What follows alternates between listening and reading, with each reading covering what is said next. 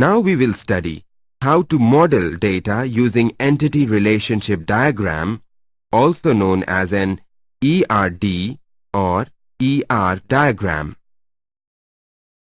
ERD is a network model that describes the stored data layout of a system at a high level of abstraction.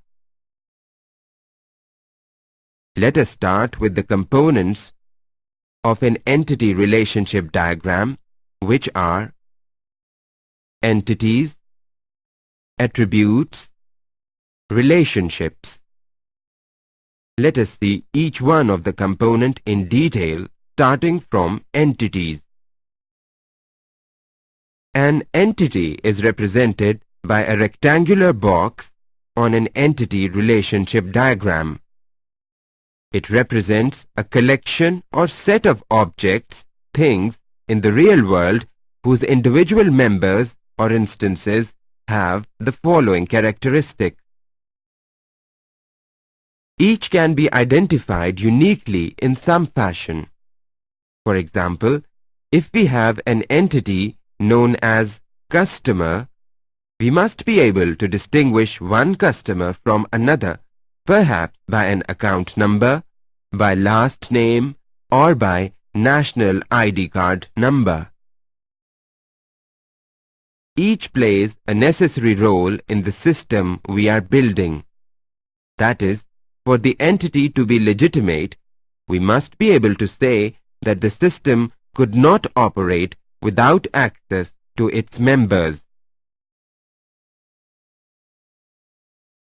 Each can be described by one or more data elements. Thus, a customer can be described by such data elements as name, address, credit limit, and phone number.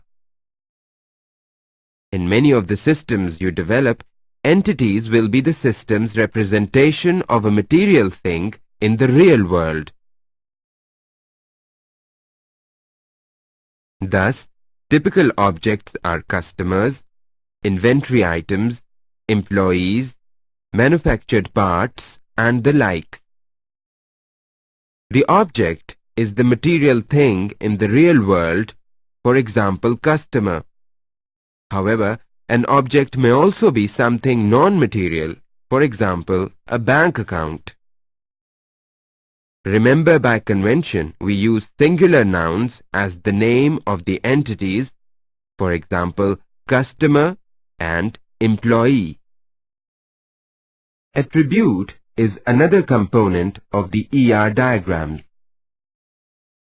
A data object contains a set of attributes that act as an aspect, quality, characteristic, or descriptor of the object.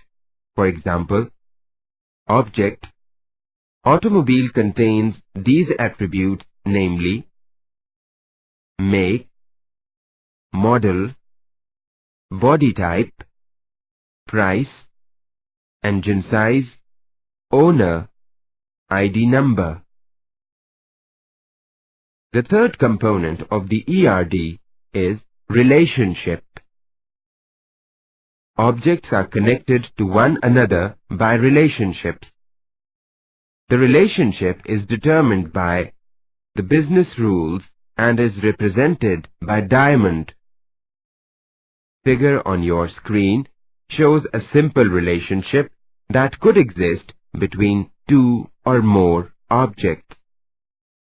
Process specification or P-spec are used to specify the processing details implied by a bubble within a DFD. It describes the input to the function, the algorithm that is applied to the input, and the output that is produced. Restrictions and design constraints are also indicated in P-spec. Last topic of this unit is data dictionary. The analysis model encompasses representations of data objects, function, and control. In each representation, data objects and/or control items play a role. Therefore, it is necessary to provide an organized approach for representing the characteristics of each data object and control item. This is accomplished with the data dictionary. The data dictionary has been proposed as a semi-formal grammar for describing the content of objects defined during structured analysis. Although the format of dictionaries varies from tool to tool, most contain the following information. Name: the primary name of the data or control item, the data store, or an external entity. Alias: other names used for the first entry. Where used, how used.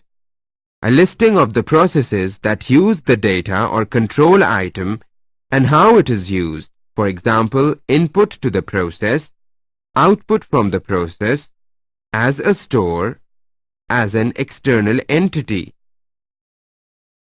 Content description: a notation for representing content. Supplementary information: other information about data types, preset values if known, restrictions or limitations, etc. An example of data dictionary is shown in the figure. This is the end of unit number 5.